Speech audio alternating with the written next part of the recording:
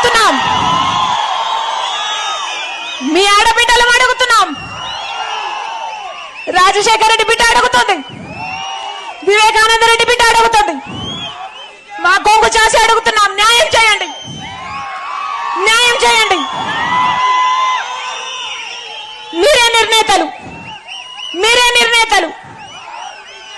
ఒకవైపు రాజశేఖర రెడ్డి బిడ్డ నిలబడింది, ఇంకోవైపు రాజశేఖర రెడ్డి గారి తమ్ముడిని వివేకానంద రెడ్డి గారి హత్య చేయించిన అవినాష్ రెడ్డి గారు ఇంకోవైపు నిలబడ్డారు.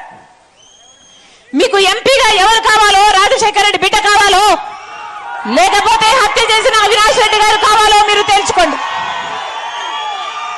ఒకవైపు న్యాయం ఉంది, ఇంకోవైపు అధికారం ఉంది. ఒకవైపు ధర్మం ఉంది, ఇంకోవైపు డబ్బు ఉంది. మీరు ఏ వైపు నిర్ణయించుకోవాల్సిన సమయం వచ్చింది.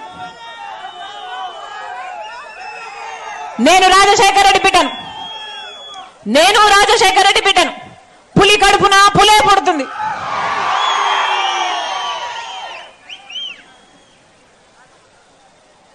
పులి కడుపున పులే పుడుతుంది. ఈ రాజశేఖర రెడ్డి బిడ్డ ఎవ్వరికి భయపడేది కాదు, అలాగే అన్యాయం జరుగుతుంటే సహించేది కూడా కాదు. ఇక్కడ అన్యాయం జరుగుతుంది కాబట్టి ఒక హంతకుడిని మళ్ళీ గెలిపించకుండా, ఒక హంతకుడు మళ్ళీ చట్టసభలకు వెళ్ళకూడదని ఈ రోజు రాజశేఖర రెడ్డి బిడ్డ ఈ నిర్ణయం తీసుకొని ఇక్కడ నిలబడింది. మీ రాజశేఖర రెడ్డి బిడ్డను గెలిపిస్తారో ఓడిస్తారో మీరే నిర్ణేతలు.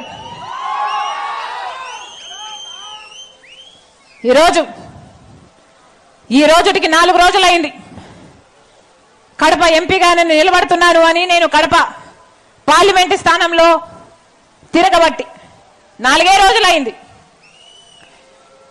4 రోజులు అయిందో లేదో ఈ రోజు వచ్చిన వార్త, అవినాష్ రెడ్డి గారిని